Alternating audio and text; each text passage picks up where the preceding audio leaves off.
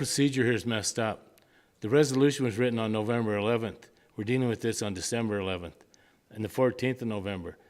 The resolution should never have been introduced before it went through judiciary. The process is mixed up here. This should be note and placed on file and reopened for both parties to state their business. Thank you.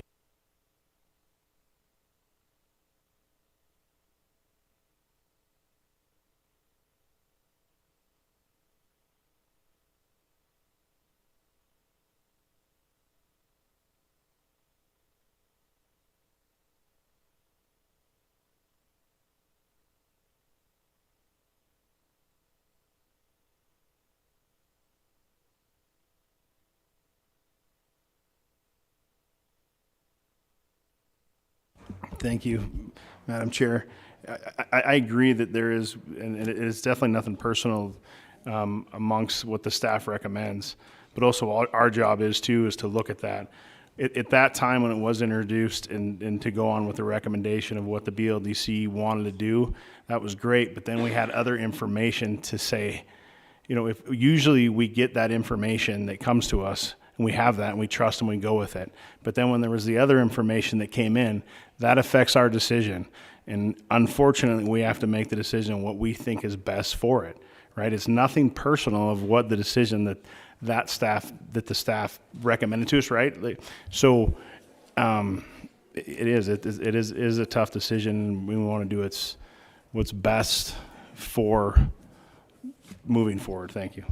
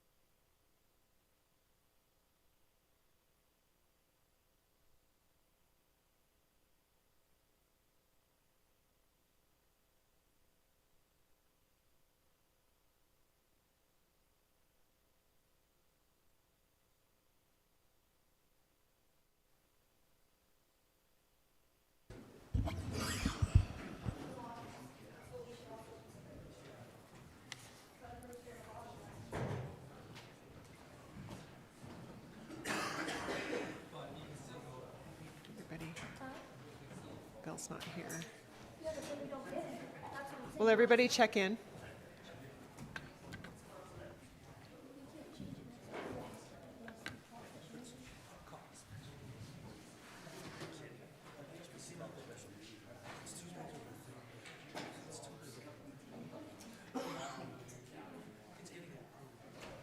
John, John, check in.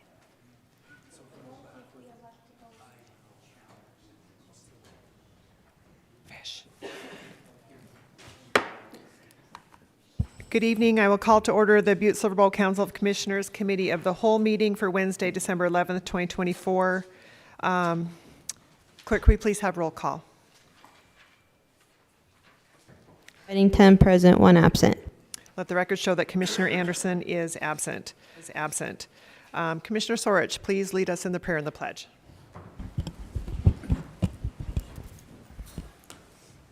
Thank you, Madam Chairman. Fellow Commissioners, Almighty God, we implore you, look upon us and guide us this night as we make decisions which will greatly affect our community of Butte-Silver Bow. Direct our thoughts, words, and deeds so that we please you and best serve our fellow citizens. Amen. I pledge allegiance to the flag of the United States of America and to the republic for which it stands, one nation, under God, indivisible, with liberty and justice for all. At this time, I will call for any public comment on any items that are on tonight's agenda. If there's any members of the public that would like to speak on an agenda item tonight, please come to the microphone. Hi, go ahead and push the button on the base and state your name and address for the record. My name is Mike Riley, and I'm here about, there's a whole bunch of communications on this new bid district, and that's what I'm here for. Yeah, I know they're probably going to talk about this later, but there's a lot of questions that I've been researching it a bit. I don't know. And like, are they actually gonna take care of the sidewalks 100%, and we don't have to worry about them, and like in the winter and stuff? And so can I stop you just for 1 second? Sure. Would you rather speak during the public hearing? I feel like this is related to the public hearing, and I think that would be better recorded there. Which is the next? Could. Should I do it later? Okay. Yeah. Do we want to do? You good with that, Fish? Okay. Yeah, I'll call you up for proponents, opponents. Thanks. I should have explained that when I called for public comment with the public hearing. So that's on me. I'm sorry. For the report of the chair, I don't have anything really to report. Just that the holidays are upon us, and there's a lot of very needy. Do you have public comment? Yeah. Okay, come forward.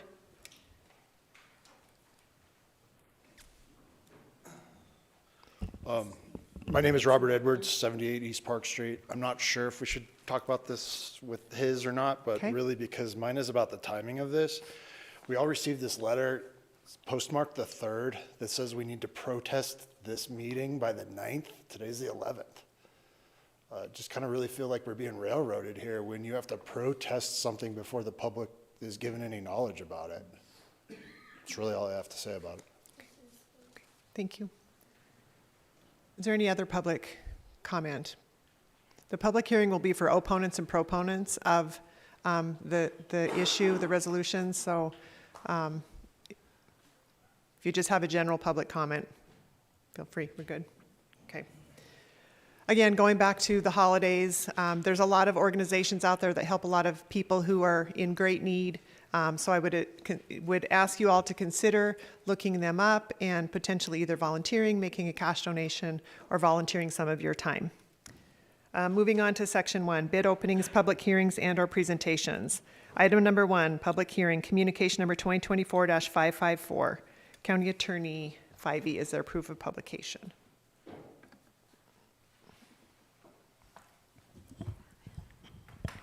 I haven't seen proof of publication just yet, Madam Chair. Could you hold? Director Burns may have some documentation.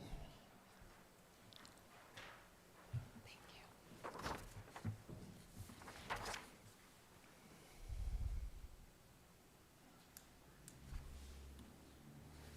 Madam Chair, there is proof of publication, and it is in order. Okay, thank you very much. Karen Burns, Community Development Director, requesting Council of Commissioners concurrence to schedule a public hearing for December 11th, 2024, to receive comment on the proposed business improvement district for Uptown Butte. Before I call for proponents and opponents, I will ask for a staff report. Director Burns. Thank you, Chairman Shea and members of council. I am Director Karen Burns of the Community Development Department. I just wanted to just talk about a little bit about the BID creation and the timeline and where we're sitting in the process. So the signature verification was completed in November. And that was to certify all of the signatures on all the petitions that met that 60% measure to be able to move us forward to the next step. We're on that next step now, and that consists of introducing a resolution of intent, which is on your agenda, which was introduced last week, and then also to publicize and hold a public hearing. The first publication for the public hearing and the public notice was published on November 23rd. And there's a 15-day comment period that runs after that first publication. And that's when it opens to the public. The letters were sent to individual property owners on November 21st. We did receive quite a few bounced back as undeliverable, even though we knew they were. So we sent them again. So we've sent a round of letters at least 3 times to individual property owners to try to meet that measure. Unfortunately, I cannot control the Postal Service and how things are delivered, but we did send individual letters as was required by the law. The second publication was done on November 30th for this public hearing tonight. And so we did meet the measure of the 2 publications in the Montana Standard to try to get the notice out. The comment period to protest officially in writing ended on December 9th at 5 p.m. That's a 15-day period from after our first publication. And so we did receive 7 written protests. I have those here. I will hand them to the clerk to enter them into the record that we did receive 7 protests. In the Montana Code, 50% of the property owners within the proposed boundary of the district have to enter a written protest to be able to stop the proceedings in the creation of a BID. We received 7. We did receive 1 more through an email that came in after the fact, so a total of 8. The other measure is 50% of the assessed value. So property owners that would represent 50% of the potential assessed value could protest it. We did not meet that measure either. There's a third option, and it's another 50%. It's 50% of the assessment that's proposed for the district. That one's a little bit more complicated, but I think those 3 measures are really trying to be able to capture whether a majority in one area would protest this creation. That's the only way that this body could say, we've received a majority of people that say we don't want to do this. So it's a 50% in either any of those categories. So far, we have not met that measure. So we've received 7 official written protests. Like I said, I will hand those in to the clerk. And so then now it's the time for public comment about the creation of the BID. And then after that public comment is heard, the resolution of intent would not officially be passed by this body until next week, right, after the 3rd reading. After that is passed, then we will do a resolution of creation. That resolution of creation sets up, reiterates what the purpose of the BID is, how many board members there will be, how they will be elected, how will they be appointed. And after that happens, we send everything to the state of Montana Department of Revenue, to our local field office. It doesn't go to Helena, it goes to our local field office.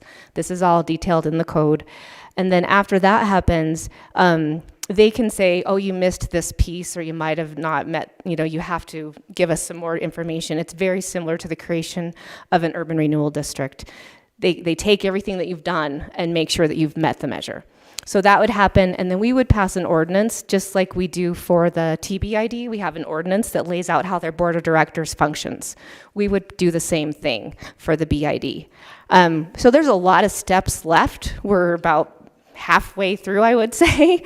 We've done a lot of heavy lifting from the grassroots, from the public that has banded together to get this far, getting those 60% of the signatures on petitions verified that are, wanted this to move ahead. That was a heavy lift.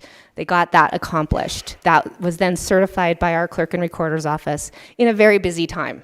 That is the reason for the longer delay between getting the 60% of the signatures and having them verified. We had a very busy fall, right? So that has been accomplished, and so now tonight it's to hear public comment on the resolution of intent to create the Business Improvement District.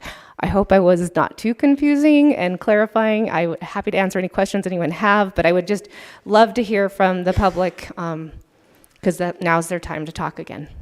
Okay. Thank you, Director Burns. Commissioner Reardon. Thank you, Chairman Shea. Karen, I just have one question. You know, this BID deal, has come a long way and all that.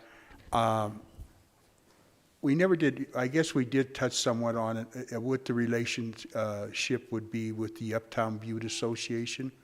Are they grandfathered into this BID, and will they be funded through any grants that are privy to the BID? Thank you, Commissioner Reardon. Director Burns. Thank you, Chairman Shea, Commissioner Reardon, members of council.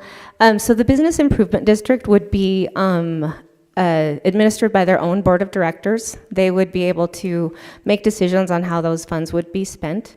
So the Uptown Master Plan Association that was formed, that worked on implementation and getting the Uptown Master Plan accomplished and worked very diligently to try to get the BID established, and is working on that right now, they wouldn't necessarily be grandfathered into anything. A new board of directors would be established for the Business Improvement District.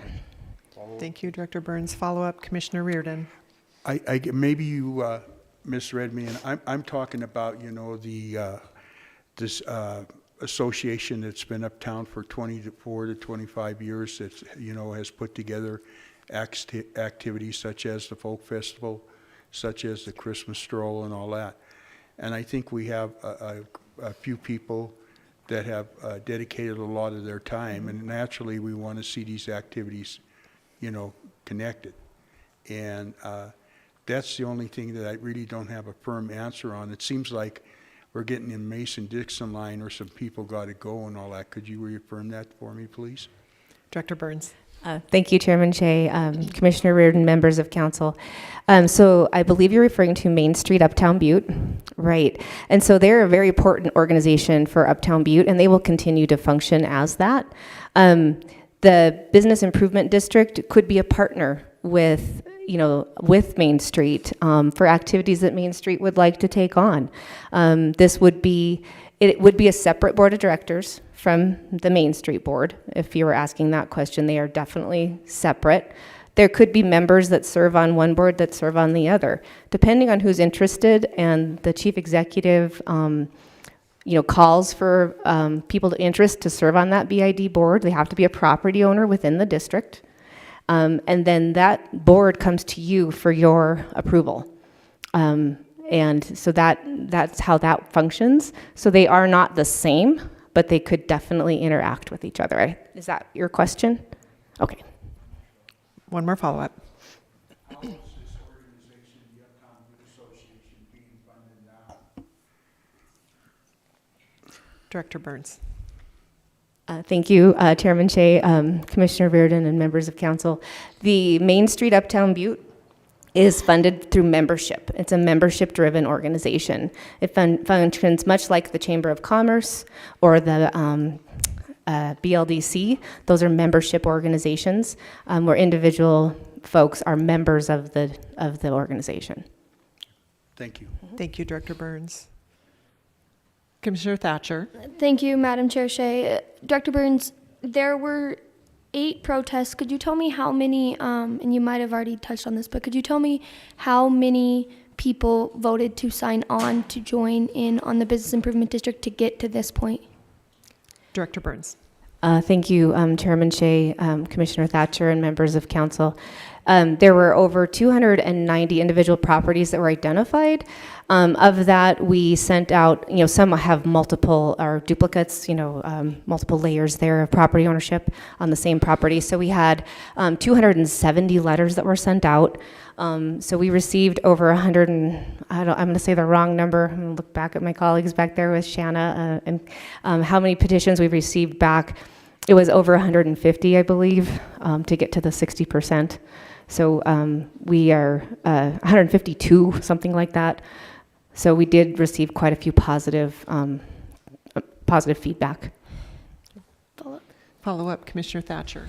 So then am I correct in saying it's 8 out of 152 that don't necessarily agree with this? Is that how you're standing this, or could you explain that a little bit better? Thank you. Sure. Director Burns. Thank you, Chairman Shea, Commissioner Thatcher, members of council. The 8 would have been out of all 270 property owners that were on the list of the letters that we sent. Thank you, Director Burns. Any other comments, questions from the commissioners? No? Okay. Thank you, Director Burns. I will open the public hearing. First call for proponents. Second call for proponents. Third and final call for proponents. Okay, now I will call for opponents. First call for opponents. Please state your name and address for the record. Okay. Good evening. My name's Steve Maloney, proprietor of a couple lovely buildings in Uptown Butte. I'm here tonight to protest this resolution to create the Business Improvement District. It's not that I'm against, I love Butte. I love Uptown Butte. I was raised here, and I'm all for Uptown Butte. But this resolution is not the answer. Let me just talk for a minute about it. The board and Karen and them said that they're going to have this board. Is the city of Butte going to be the governing board for this project? Could anybody answer that? Who is going So to this be? is just a public hearing, so there's no dialogue, but we'll Okay. take down your questions and somebody will get back to you. Okay. I think we need to know who's going to be the governing board for this business improvement district. They say they're going to have police, they're going to clean, they're going to shovel sidewalks, promote marketing, administer all this things. The obligation to this district, to Butte-Silver Bow, is if you do sign this, you will have to have limit liability for every one of those board people, all right? I just think the council needs to know this information. Other obligation to you is none. Obligation, if anything goes wrong, say the Business Improvement District wants to do a promotion and market Uptown Butte, and there's any problems, the only one that's going to be at fault here will be the funds that are in that program, all right? So if an umbrella blows away and causes trouble, the insurance, that's why the county needs to be aware of this. This list, and I just hope that every one of the council members was given one of these lists. This list is of the yes people that approved it and people that said no, and there's a list of people that were exempt from this list. All right? I have a term that I've heard so much in this last election, this presidential election, gerrymandering, all right? And that's all this is. This is gerrymandering at its finest moment, folks. What they've done is they've taken that map, I don't even have it, but they did a map of this area for this business improvement district. And in that map, Butte-Silver Bow got 40 votes. Thank you very much. So in that map, Butte-Silver Bow gets 40 votes, all right?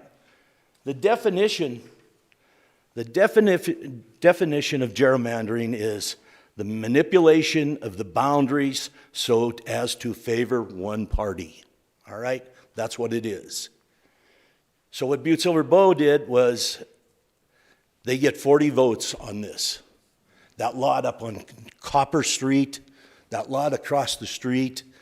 There's one here on 150 West Granite that on cadastral mapping, it doesn't even exist. So 40 votes, myself, I get 2 votes. I have 2 properties. Metals Bank, they got 25 votes, 25. So they went in there 2B, 2A, 2C, 3, they get all the votes. So we're looking at the numbers, 40 of them were exempt, 40 people.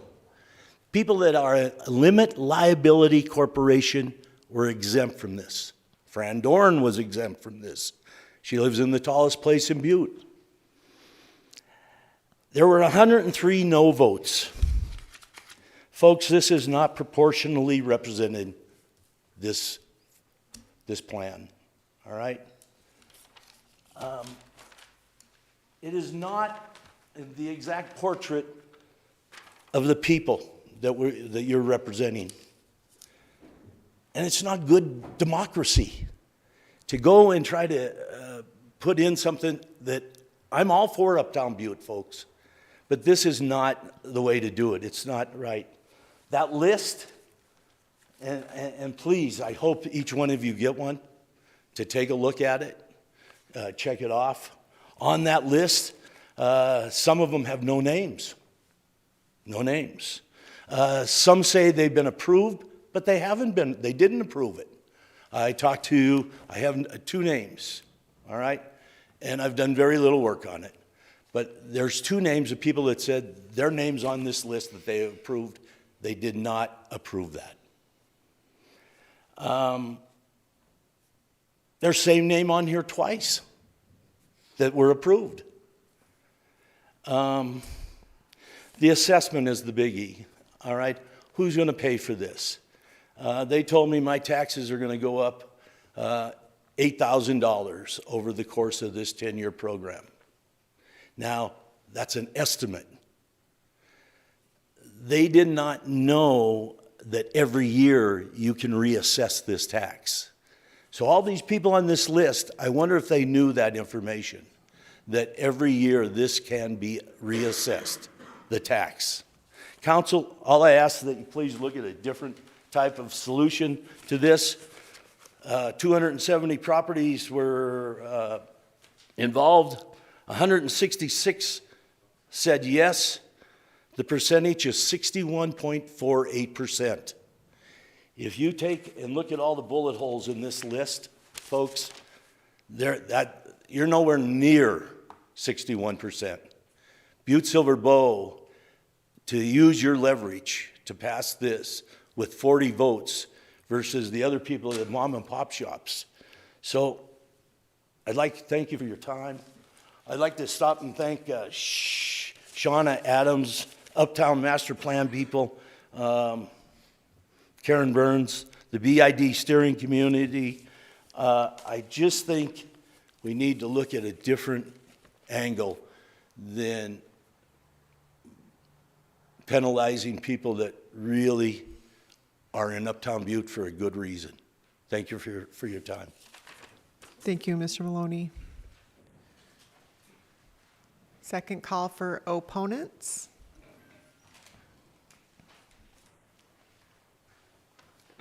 Hello, my name is Mike Riley, and I have 5 buildings in this district.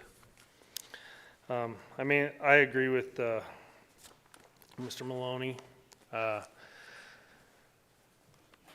had a lot of questions about like the sidewalks. Are we not liable now for them since they're gonna be shoveling the side and sweeping them? Also, like a lot of the properties, like the pre-release, that is pretty much the main problem of Uptown Butte anyhow. They don't pay taxes, but they're gonna benefit from this. I know you guys have plans to move them out on the flat somewhere, but hopefully. But a lot of places are benefiting, but most of them are not.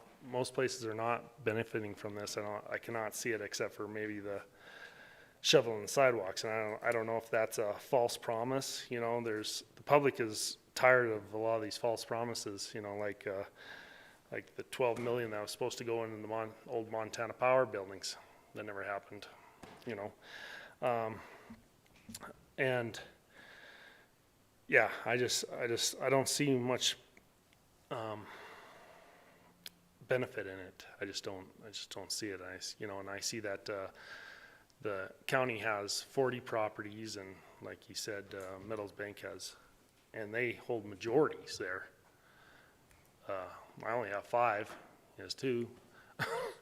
So, but I mean, yeah. So I'm still against it, but like I said, I don't know if that's a guarantee they're gonna shovel the sidewalks and we're not gonna be liable. I don't know.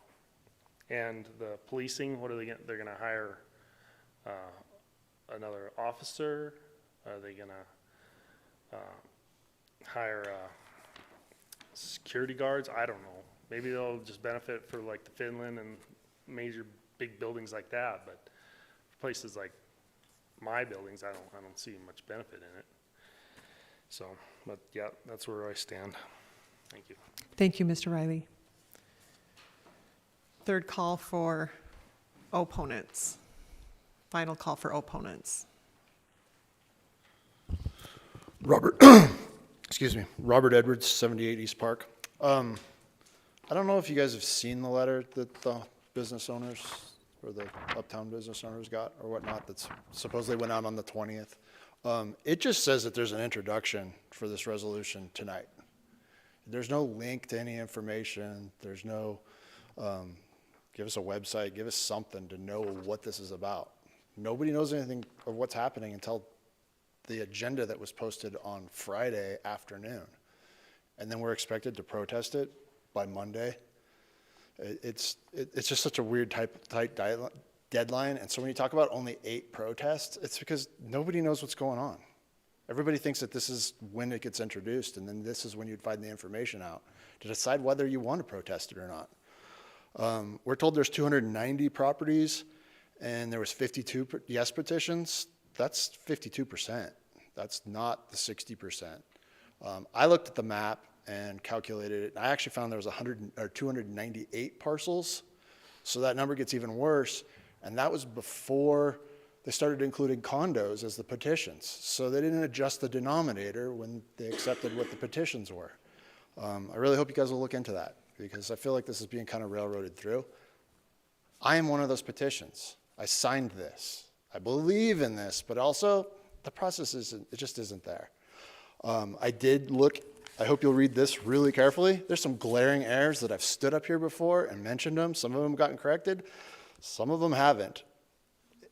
I wouldn't want my name on this. So I hope you'll look through it before you sign. Thank you. Thank you, Mr. Edwards.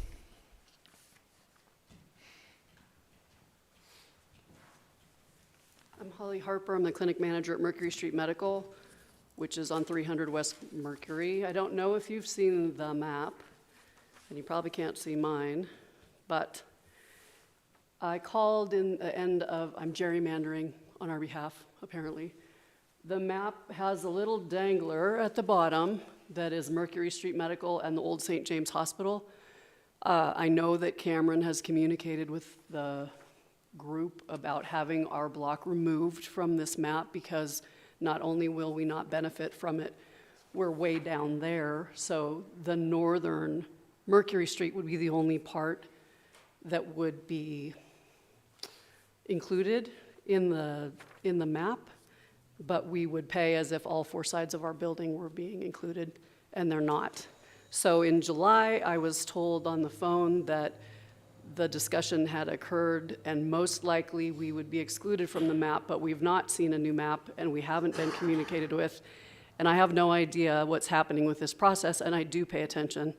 So I'm a little bit concerned. I'm not an opponent, and the property owners are not opponents, but they certainly don't want to be a part of it.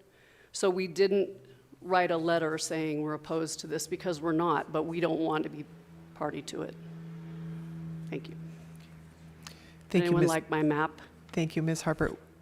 We have the map. Thank you. Okay, final call. All right. I'll close the public hearing. Thank you, everybody who spoke. Moving on to presentations, communication number 2024-569. John Reardon, Commissioner District Number 8, requesting Council of Commissioners concurrence for Ray Rogers, CEO of Praxis, to give an update on the current future developments and plans of the Praxis Center on Wednesday, December 11th, 2024, at the Committee of the Whole meeting. Mr. Rogers.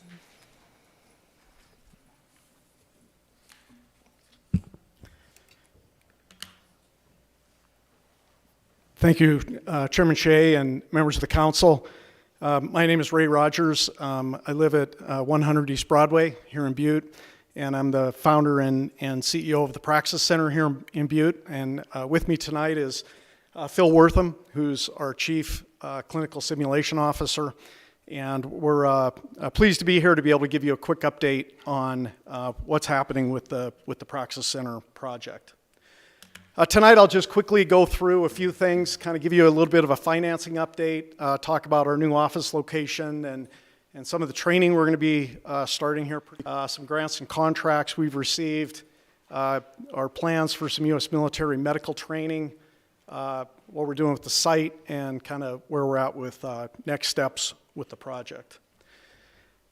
In terms of just a financing update, I think it's no surprise to anybody here that really the biggest delay in this project has had to do with the substantial increase in construction costs related to this project.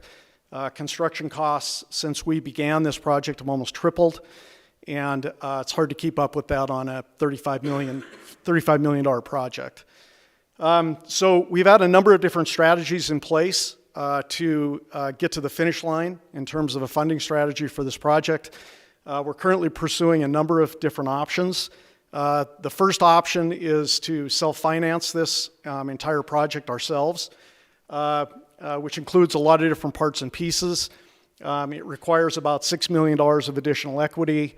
It requires a USDA loan guarantee, which I'll talk about in a second here, and a number of other pieces of bank financing and CPACE financing in order to get that done.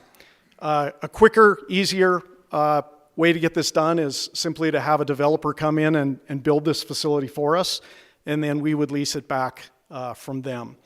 And so we've now been talking to a few different developers who have an interest in doing that. In particular, we have one very large international institutional investor.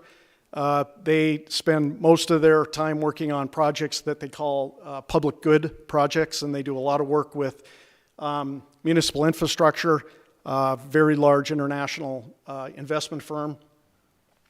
Right now they're working with a very substantial Montana-based consortium to build a number of facilities in Montana, but in order to do their financing through this particular entity, they want to hit a threshold of about $80 to $100 million worth of projects, and once they get to that threshold, they'll announce financing for all of the projects. So right now, our project is about $25 million of that $80 million threshold, and they're well on their way to meeting that.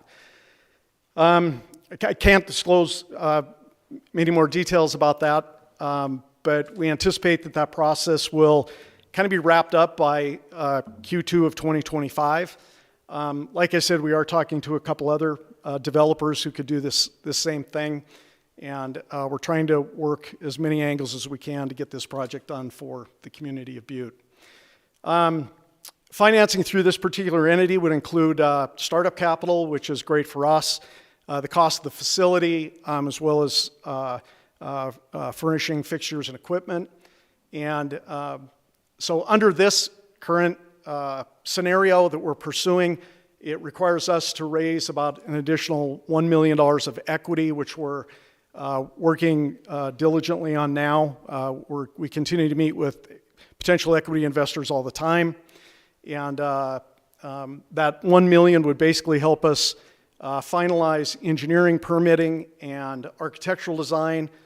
It would allow us to begin site development and provide us with additional working capital through the time of which the investment funding would come through. Moved offices. We've moved out of 40 East Broadway, and we've moved into the Silverbow Surgical Properties building on Porphyry Street, right near the hospital. We have 2 offices in the upstairs of that facility, and then we have the entire basement of the facility, where we'll have 3 medical training rooms and 2 debriefing rooms to do simulation-based training.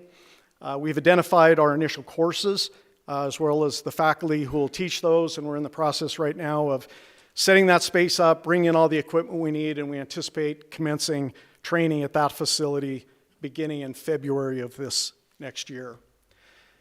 We have recently received some substantial grants and contracts. We're working with an entity called Health Force Kentucky, which is a fairly large entity that's doing simulation training for K through 12 students throughout the state of Kentucky, and they've asked us to come in and do some consulting with them, so we're working with them now. And then our nonprofit, which was the National Center for Healthcare Informatics, which we've renamed NOVAR. We've recently received a grant from the EPA to help develop a expired medical supply and equipment hub.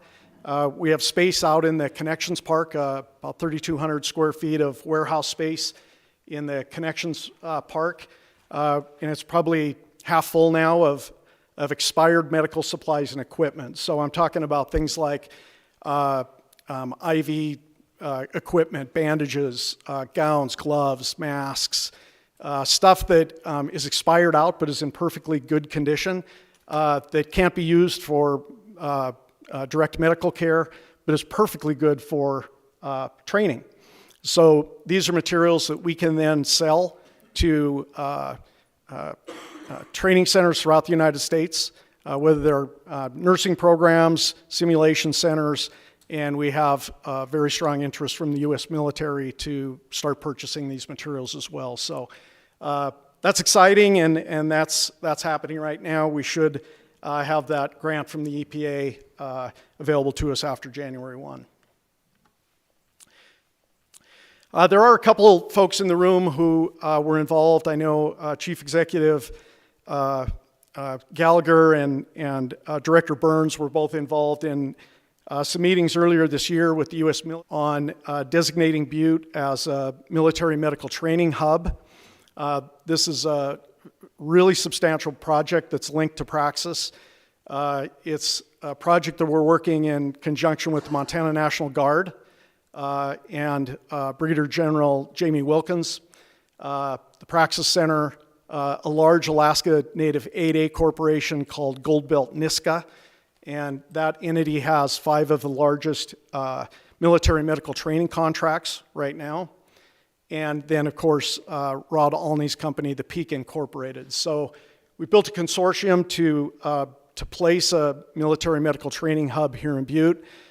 We have buy-in from 3 one-star generals on this project. We've written some funding strategies associated with this, and we anticipate those will be considered in this next legislative session federally.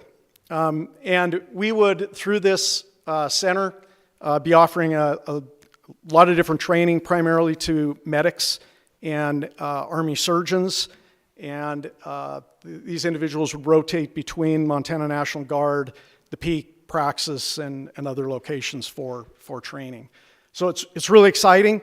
There's a high probability of this occurring, and we have some really good momentum, and so we're one piece of the consortium that's working on trying to develop this here in Butte.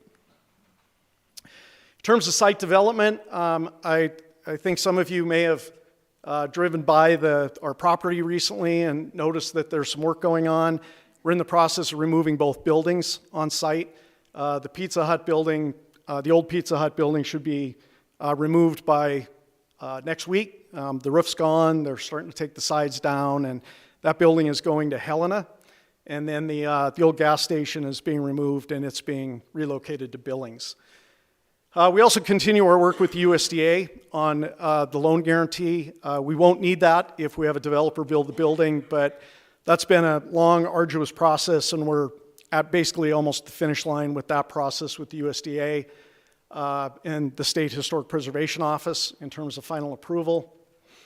We've been working with Northwestern Energy on relocating the utilities that run right through the middle of the property. Those have to be located around the perimeter of the property for our development to occur. And so we've been working with Northwestern on making that happen and getting that scheduled. Again, we began demolishing demolishing, but relocating the 2 buildings on site. Water Environmental Technology has completed the majority of the permitting that's going to need to be submitted, and we're going to move on site development as soon as we get our financing completed. Next steps operationally, we need to finish equipping our training center, and that's happening now. Finalize our courses and curriculum development for that. Working on that EPA grant, Health Force Kentucky work, and then working with Gold Belt and NISCA on developing this military medical training hub. And then on the finance construction side, we're continuing our equity raise,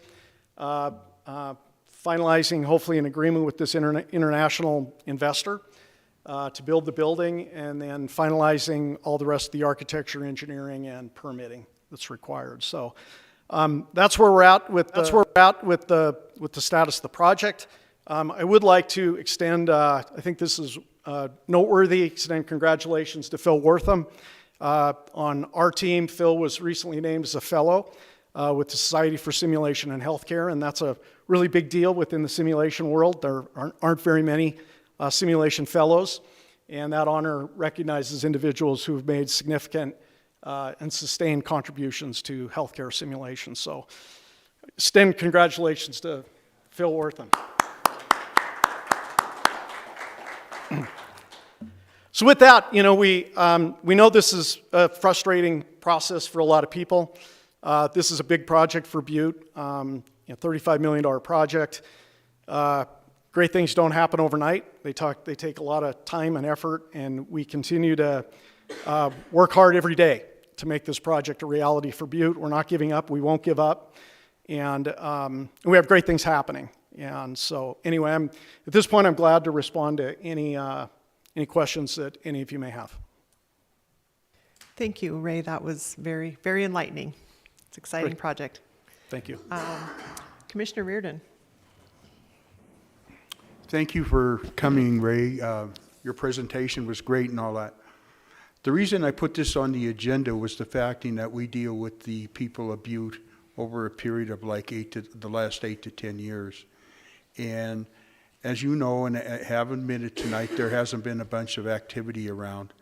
And I think the people of Butte have rode through the application for grants and all that.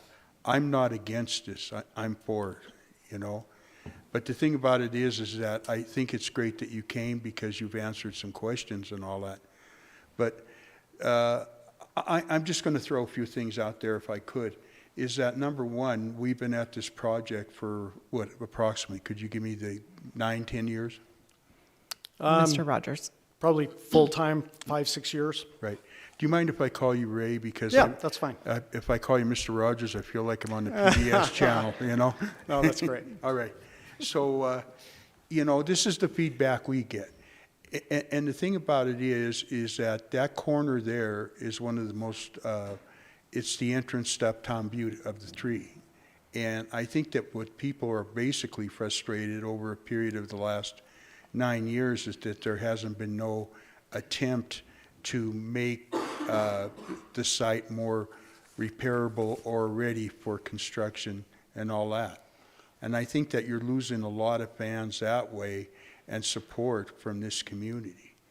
And it's, I think a couple of commissioners have called basically for weeds and all this stuff during like the folk festival and all that, And like I said, there again, I'm not being derogatory over weeds and all that, but, also financing and all that. It seems like we have this conversation in the fall or late winter and all that stuff where we put in for grants, we get this and all that. I get money's tight, construction's tight, to borrow money's tight and all that stuff. But it was my understanding when the drawings come out that there was an architect working on those drawings. And then in your presentation tonight, I know you've cut down the size of the building, is the facting that you say you have more funds and all that. Another question that I have personally since this presentation tonight, when you were located on Broadway Street and have moved over to your new building and all that with 3 rooms, I guess my question would be, why wasn't this initiated when you were on Broadway Street? That was one of my own personal questions. But the commissioners, when you look around this table here, or whatever, you can go to everyone and they've had questioning on where this is going. I would like to recommend and ask you that with this presentation, maybe if you put it out there, maybe on your website, or maybe we can get something going, is the fact in that would ask a lot of questions. But, you know, I know I can just, your frustration I can feel. And the people of Butte's frustration they can feel too. And I think that that's why, you know, in visiting, I didn't do this on my own. There were some other commissioners here that wanted to have you come tonight and all that. But I think there's some questions that, you know, need to be clarified with the people of Butte and basically on what's going on. It was a great presentation. Your support is there, but I'm going to be quite honest with you. I believe it's starting to dwindle. And I guess another question I have, as long as we have this gentleman here from the Simulation Healthcare involved, how many training centers like this or health centers are there throughout the United States? Go ahead, Mr. Rogers. Thank you, Chairman Shea, Commissioner Reardon. Maybe I'll back up and address a few of your questions. Okay. You know, this has been a long process, right? This is a big project for Butte, $35 million. This project, we were asked to do this project in other communities, Bozeman, Billings, Missoula, and Salt Lake City. And we could have taken this project elsewhere, but we chose to do this project here in Butte, knowing that there are significant hurdles to getting it done here. I know there's project fatigue. I know that people are tired of hearing that it's going to happen, and it hasn't happened. But what I can tell you is we work hard every day to make this work.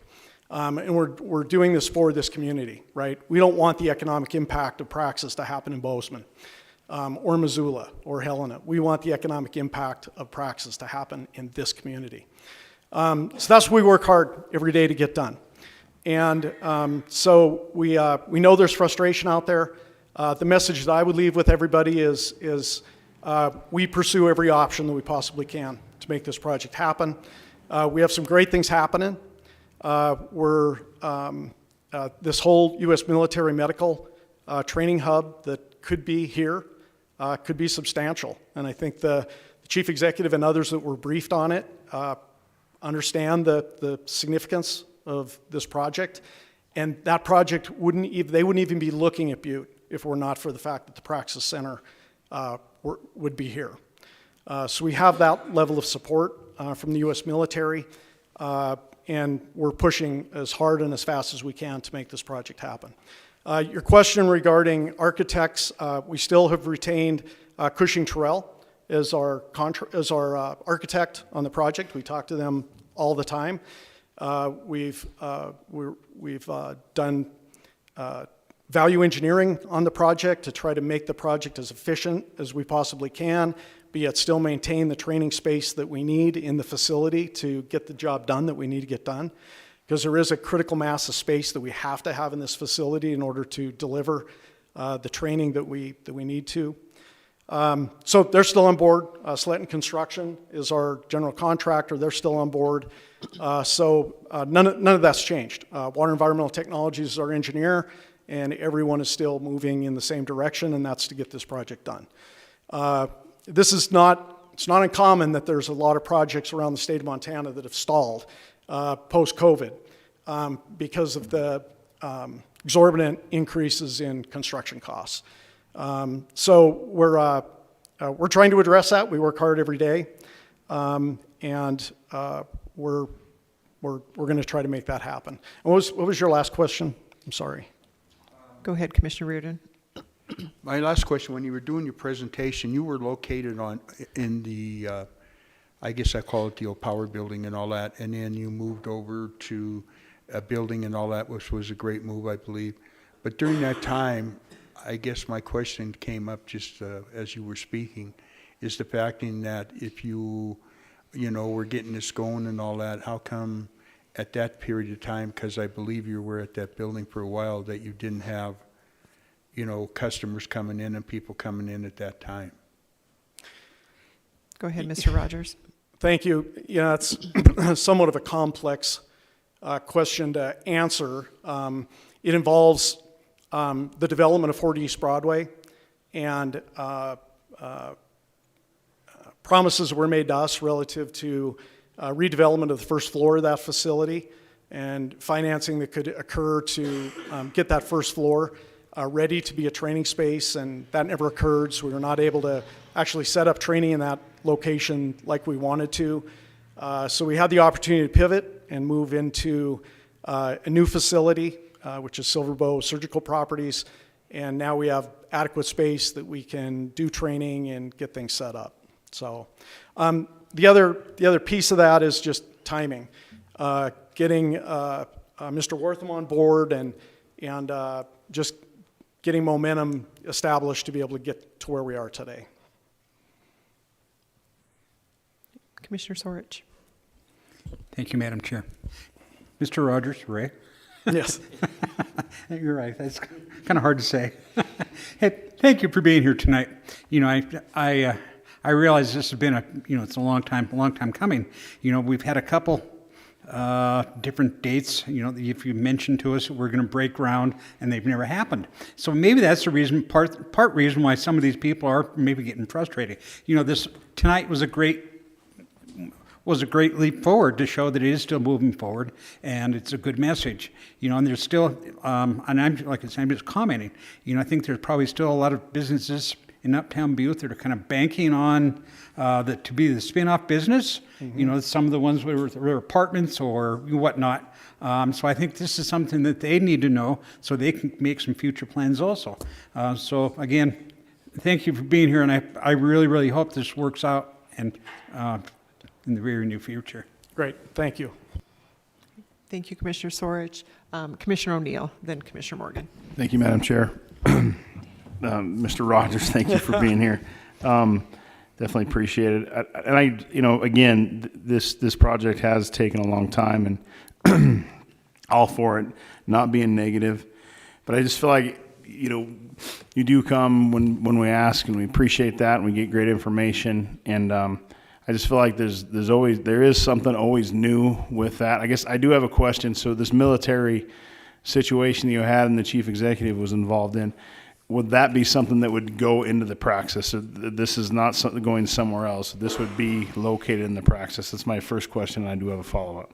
Okay, go ahead, Ray. Yes, thank you. The U.S. Military Medical Training Hub would be established kind of as a consortium between Fort Harrison, the Peak, and Praxis. So folks would rotate through each of those entities, probably 120 soldiers at a time. So we would establish the actual facility. Praxis facility is a medical simulation training center, or a MISTIC, MSTC. So we would get a designation as a MISTIC. There's currently 22 of them in the country right now, and they wanted to expand that to about 27.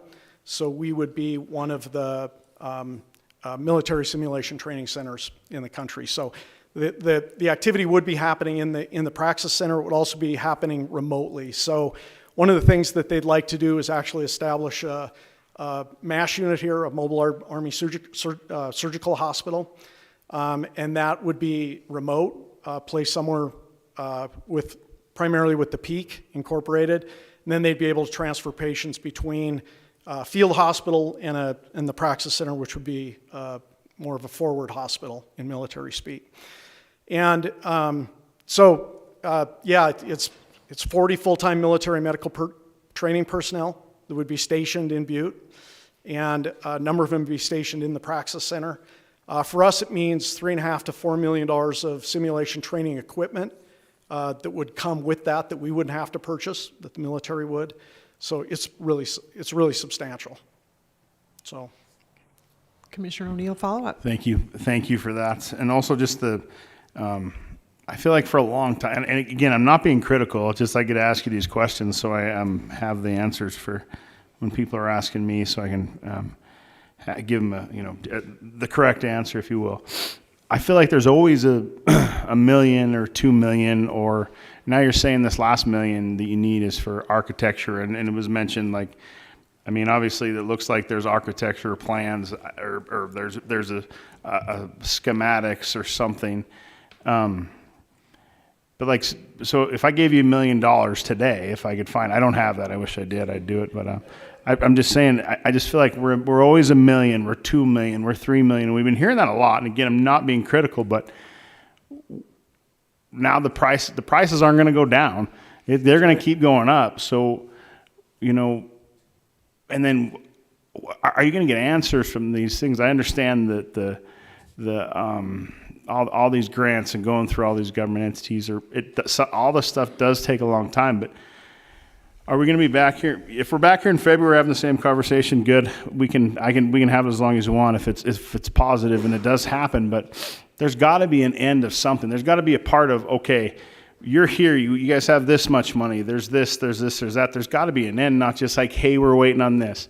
We're $1 million away from this. Like, I just hope that someday finally the buildings are getting torn down. That's wonderful. And not torn down, taken somewhere else. That's a good thing.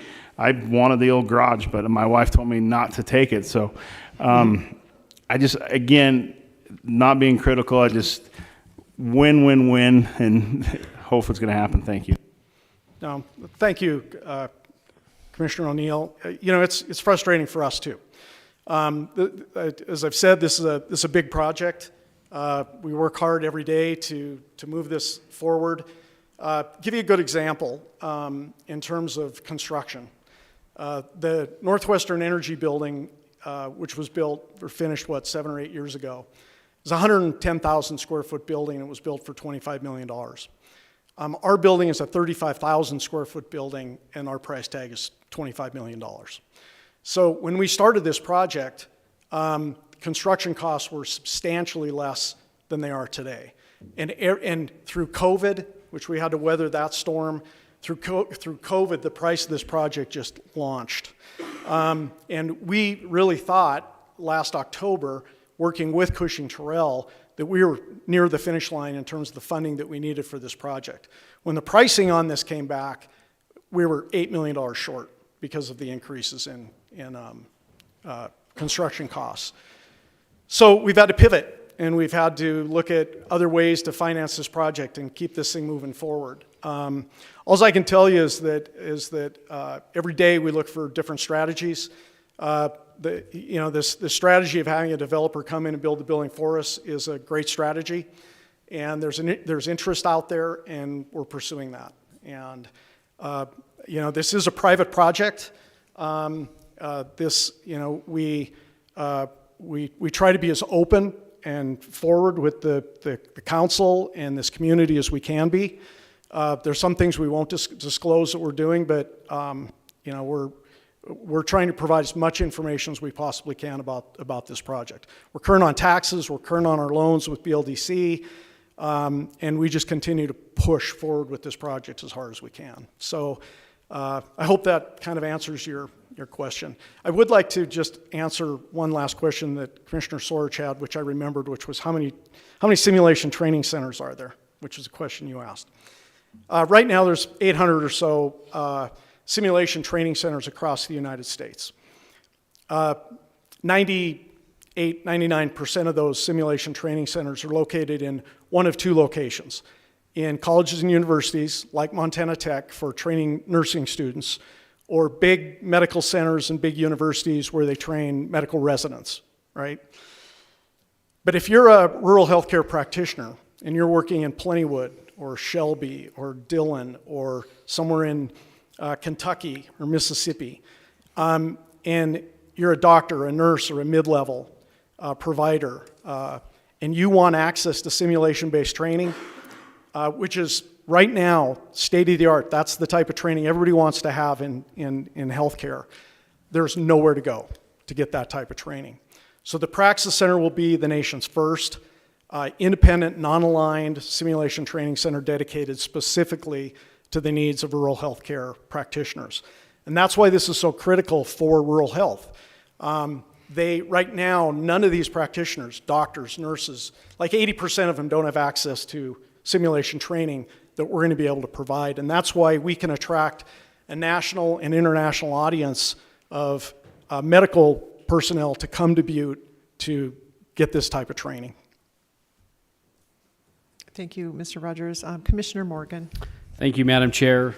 Ray, I want to start off by thanking you for coming tonight, because it's nice to see you come before this body and answer questions. And I know it's not easy, because this has been a project of yours for multiple years, to the point that I remember when you first announced it at a BLDC meeting, and I think I had hair at that point still. Mine was red. Yours was, yeah, different color. So I really appreciate your passion in this, and it really does show that you're willing to come before the body and you're not asking for anything at this point, but to answer questions that commissioners have from constituents and that kind of stuff. And I think everybody at this table really hopes this thing comes to fruition for sure.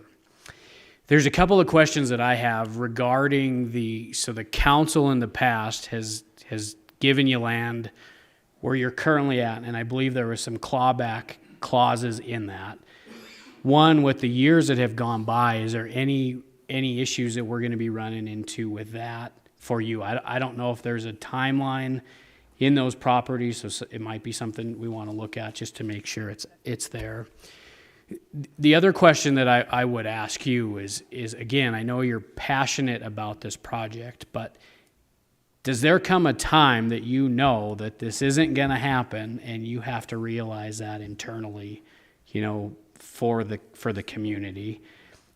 And third question, kind of a statement, is what is your timeline, the way you see it today? Where do you see this thing really coming to a head? Is it 5 years from now? Is it 2 years? Do you have any idea of what this community could expect to see? Thank you, Commissioner Morgan. I wish I had a crystal ball. I wish I could answer that. The only thing I can say is we're pursuing as many options as we can right now for financing. We still believe that this project has a high probability of success and that it will happen, and it will happen here. If I didn't believe that we could make this happen here in Butte, we'd be picking this project up and moving it somewhere else, because this project could happen somewhere else and we could get the financing for it somewhere else. We don't want to do that. We want the economic impact of this project to happen in this community. And that's why we continue to work so hard to make that happen. So wish I had a crystal ball. I wish I could say this is going to happen next year or 2 years or whatever. But we're pushing hard on the military side. We're pushing hard on the private side. We're pushing hard with equity investors to get this thing done. And we're not giving up. Commissioner Morgan. Thank you, Madam Chair. Just one follow-up with that. I lost my train of thought on what I was going to ask. See, I'm getting old. Let me get back to you. Okay. Commissioner Fisher. Thank you, Chairman Shea. Ray, I'm very optimistic. We've worked together on this for many years. I'm hoping the best. I think positive. I'm one of the most optimistic people, and keep up the good work. I look for the finish line. Great. Thank you. Thank you, sir. Back to Commissioner Morgan. Thank you, Madam Chair. Now I remember what it was. So when you mentioned that you could pack it up and go somewhere else, what's the reason that it would go somewhere else so much quicker? Do we need infrastructure that we need to think of? Is it just location that tends to do it? I mean, the size of our city, is that kind of the determining factor? What makes the other places so viable? You know, I think there's a number of factors. Getting financing in Butte is tough. You know, as we know from other projects, you know, we have other communities that just have more available capital, right, to invest in projects.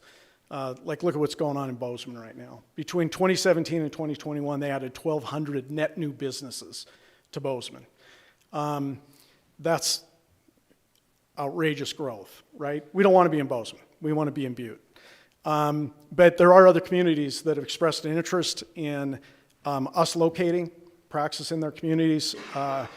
We're not interested in doing that at this point.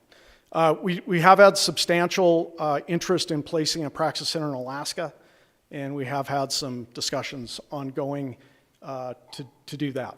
So, but that's in addition to the facility that would be here. Thank you, Mr. Rogers. Commissioner Mankins. Thank you, Chairwoman Shea, and thank you, Mr. Rogers, for being here tonight and always coming, like everybody said, and answering the tough questions, what everybody wants to know. We've talked about throughout, and it's kind of beating a horse of like that last $6 or $7 or $8 million, and then you've talked about a Montana-based developer to build this consortium that would help do that. When are we going to make that selection to move forward with this if we continue and the cost continues to go up and we're not going to get this? When are you and your team going to make that selection? I mean, that seems like what the people are asking and they hear about this, that they're like, well, when is he just going to make the selection so we can start? So I can't say too much about this consortium other than to say that this is a Montana-based consortium that's looking at developing $80 to $100 million worth of projects. We are one of those projects that they want to develop. And as soon as they hit the threshold, this international equity firm is willing to move forward with all of those projects. So as soon as they hit the threshold, if that's next month, we could be moving forward with due diligence at that point. Commissioner Mankins, follow-up. I might have a few. So with that, I mean, so that's another just threshold, could be 80 to $100 million, could be anywhere. Threshold could be another 10 years before that threshold. Because we don't have a crystal ball, correct on that? Well, these are other projects. This is other construction projects. Yeah. Yeah. And last I talked to the person that's managing this, they're already at $55 million, and they've got a number of other projects in the hopper. So, follow-up, Commissioner Mankins. So then we've talked about this new partnership with the U.S. military medical training that it seems some other entities within this building have kind of went through. And how long are they? I mean, they're probably looking, or if they want to be going at something on the same praxis and going into this medical, how long are they going to wait? Isn't this something that you've said that this could generate a lot of money and partnering with this, but they need the praxis in order for them to partner to come along, but they're not going to wait this long, continually to wait and wait and wait to partner up with them if we have this revenue that's going to eventually come in, and it seems to be, you can see it and almost feel it and putting into a bank account to make this money. So again, why are we still not taking the chance on the, I guess, how long do you think that they're going to wait? I mean, I just don't see, I mean, it's an open-ended question. You don't have to answer that, but just the public, it's like, how long are they going to wait on us to start to build this, to partner up, to sign into a contract with them? So funding for this opportunity, we try to get this submitted into the Defense Authorization Act for 2025. It looks like it won't get entered into the Defense Authorization Act until 2026. So that financing would happen we'd know about that next September in terms of whether that gets funded or not. Then it would be the next fiscal year when they'd actually start the training. So that dovetails pretty well with our timing of trying to be operational by the end of 2026 into 2027. Military's on board. They want this to happen. A lot of it is predicated upon Praxis happening. And so, yeah, they're on board. They want to make it happen. They want to do it here. Follow up. Thank you. So with the money that we already have, and we're looking at the 35 million, $7 million short, 28. I'm not in the building or the construction piece of this and knowing enough, but why can't we jockey the money around to start this project when we're looking at, 6, 7, we have the 20-some million. So why can we not jockey that money around and start it? And if we build it, everybody signs in, and then... Well, in order to begin the process, we need all the financing in place, right? We need the financing for the building, for the equipment. So it's not like we can just start a piece of it. It all has to come together, right? And we either do it one of two ways. We self-finance this project, or we have a developer build the building for us. And so we're pursuing both of those options at this point. Thank you. Commissioner Thatcher. Thank you, Madam Chair Shea. Hey, Ray. Just a couple quick questions. I'm going to echo the sentiments of Commissioner Fisher and say I also think that this is something, you have literally put your entire heart and soul in this, and so I appreciate that. It is a private development, is how I understand it too. But could you just tell me roughly how much money you've received from Butte-Silver, the URA, if you have that number on the top of your head? What Butte-Silver as a county has contributed, aside from the land given to you, if that was the case? What the county's into it. Thank you. So early on, we did receive a grant from the Hard Rock Mine Trust Fund, and that was, I can't remember the total value of that, but that was 8 or 9 years ago. And then we did receive some funding through the URA this last year. We did not utilize all the funding that we did receive from the URA. It was a 25% match on architectural costs and things that we had incurred, and we used some of it, but we did not use all of it. If we have a developer come in, we won't need any additional funding out of the URA. Okay, thank you. Commissioner Morgan, and then Commissioner Reardon. Thank you, Madam Chair. I think the Hard Rock money was around 100,000, if I'm not mistaken. But I think that's right. It's either, yeah.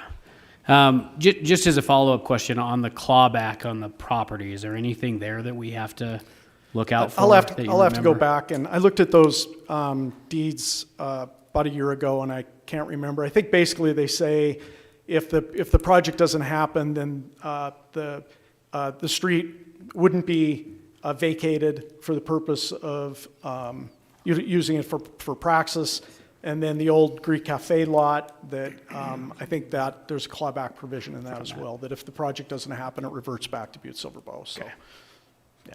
I can look at both of those documents and see if we need, based upon timeline, to have any revisions made to those documents. Okay. Okay, thank you. Commissioner Reardon. Thank you, Ray. I just got one more thing.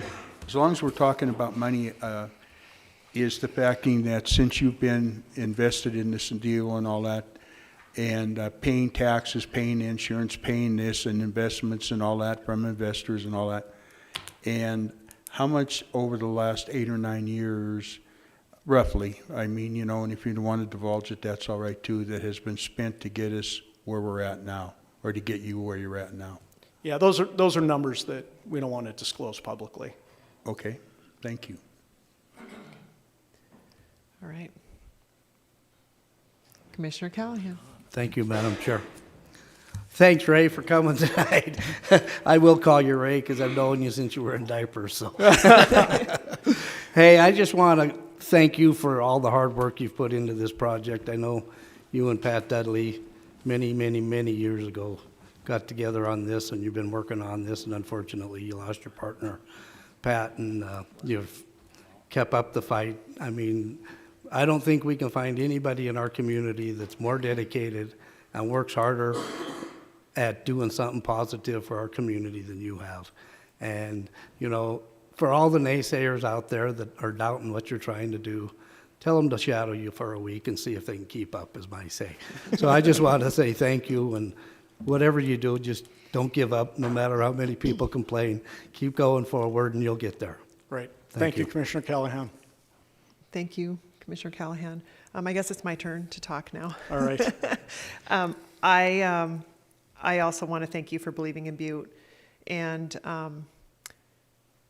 I know that COVID had ripple effects, right? Because the building you were in, that whole project was originated right before that. And things went south for a lot of things once COVID hit. And the market capitalists took advantage of the situation and increased costs on things that, you know, we need and things that benefit other people. And I think there's a lot of greed going on there that's, you know, slowed down a lot of these projects that's outside of our control.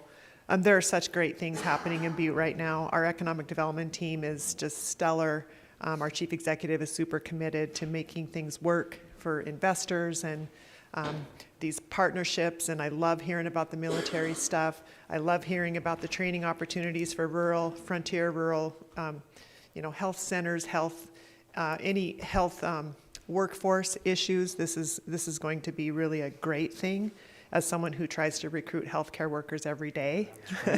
Yes. So I know that struggle is real, and having a facility like this in close proximity that can not only service people like the military or the organization in Kentucky, or, you know, distribute expired medical equipment, but having someone that can benefit the people who live and work here as well is really important to me.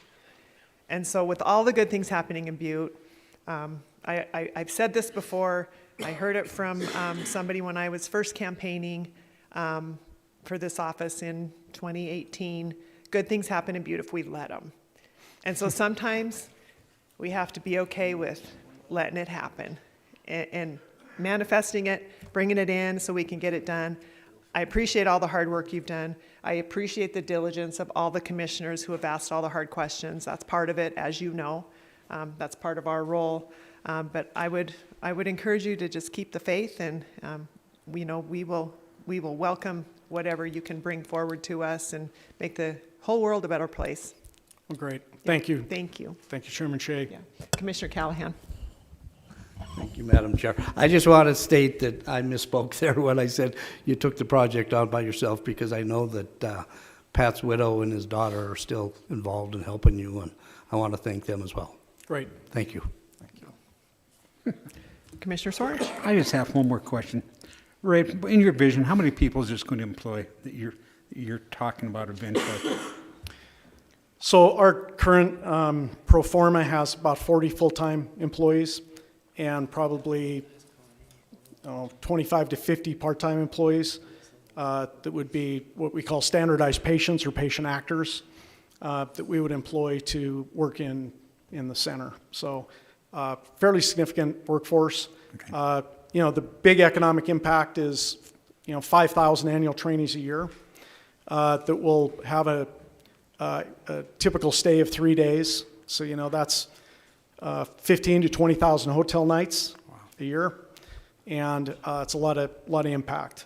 And then U.S. military, they've said probably a minimum of 3,000 annual trainees would come through here. So it's substantial. Yeah. And we need to make this happen, and we're working hard every day to make it happen. Thank you, Ray. And I truly appreciate the opportunity to come before the council. I know there's a lot of folks in Butte that keep saying, when is this project going to happen, right? And I know people get frustrated because this is Butte, and and we've seen a lot of projects that people have tried to do in Butte, and they haven't happened. But this is going to be one of those. We're going to be a success story. We are going to make this happen. We're building a great team. I've got one of the best simulation guys in the country on our team. So we're going to make it happen. And we've got thick skin, right? And because when you're trying to do a project of this size, it takes a lot.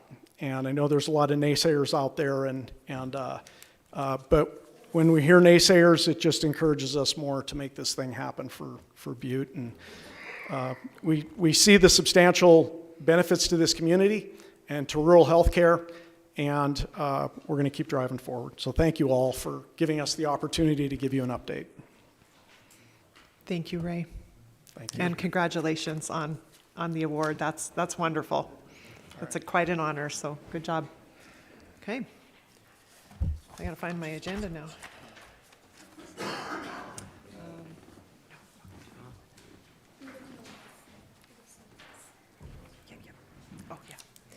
Okay, moving on to Section 2, Communications. Item number 1, Communication number 2024-535. Kelly Sullivan, BLDC Director, requesting Council of Commissioners concurrence for a presentation on December 4th, 2024, to allow a presentation which will result in a resolution being brought before the Council on December 4th, 2024. We held that presentation last week. Commissioner Thatcher.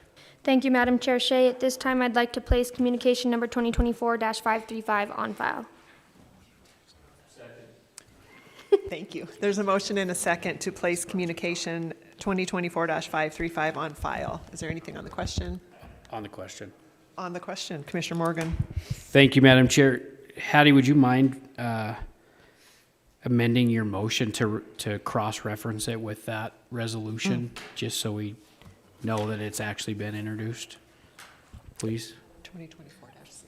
Sure, then I have a question on that. If I'm able to do that, then since we struck NeighborWorks out of that resolution, is it possible to also make a motion, I don't know, this could be, or something I could just ask, that we request as a body disclosure of the investors from NeighborWorks, how this money will be, or not from NeighborWorks, from the Housing Authority of Buildings, and how this money will be set forth? Or is that something I had to do in judiciary?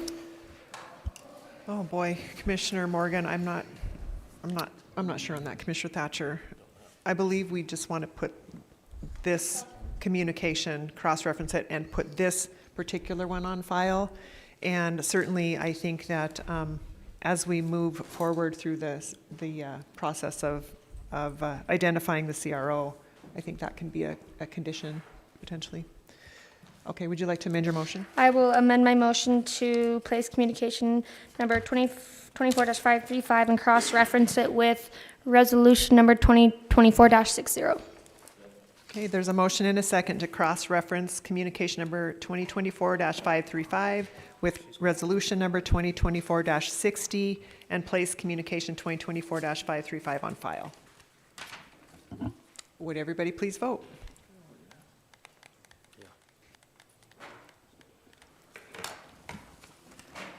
Would anyone like to change their vote? Clerk, please record the vote. 11 yea, 0 nay. 11 Nay. 11 yea, 0 nay, motion passes. Item number 2, communication number 2024-554. Karen Burns, Community Development Director, requesting Council of Commissioners concurrence to schedule a public hearing for December 11th, 2024 to receive comment on the proposed Business Improvement District for Uptown Butte. We held that public hearing earlier. Commissioner Thatcher. Thank you, Madam Chair Shea. At this time, I'd like to place communication number 2024-554 on file and cross-reference it with the public hearing? Why? Oh, that we're gonna, but we haven't done anything. Is that okay? Because we haven't met in judiciary on that. On the resolution. Cross-reference it with resolution number 2024-61. Can we cross-reference on something we haven't acted on? We still have to reconvene judiciary. That's what I said. Yeah, because it's on the agenda, so you can always Okay. cross-reference. Okay. It's still a resolution. Yep. Yeah, okay. All right. Do we have a second? Second. All right. So the motion is to cross-reference communication number 2024-554 with resolution 2024-61 and place communication 2024-554 on file. Is there anything else on the question? Commissioner Morgan. Thank you, Madam Chair. Just on the question, I see Ms. Burns is still here. There were some questions that were asked in this meeting tonight. Will there be an opportunity for you to answer any of them? I can't remember how that would go. Okay. Thanks. Commissioner Burns, do you want to speak? Yes, no.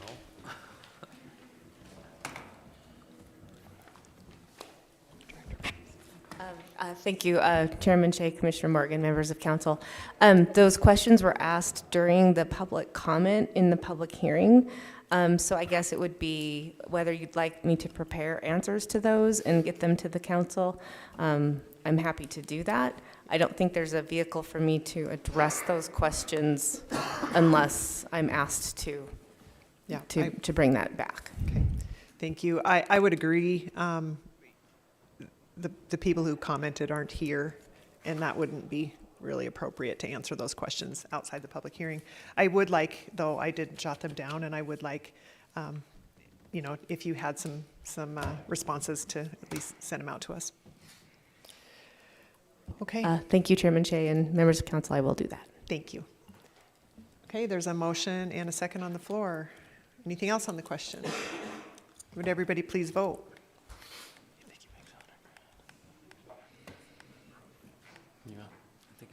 Would anyone like to change their vote? Oh, I couldn't see the glare on it. Okay, are you a yay? Commissioner Fortune is a yay. Clerk, please record the vote. His batteries are dead. 11 yea, 0 nay. 11 yea, 0 nay. Motion passes. You're good? Okay. Moving on to item 3, communication number 2024-569. John Reardon, Commissioner District 8, requesting Council of Commissioners concurrence for Ray Rogers, CEO of Praxis, to give an update on the current future developments and plans of the Praxis Center on Wednesday, December 11th, 2024 at the Committee of the Whole meeting. We had that presentation earlier. Commissioner Thatcher.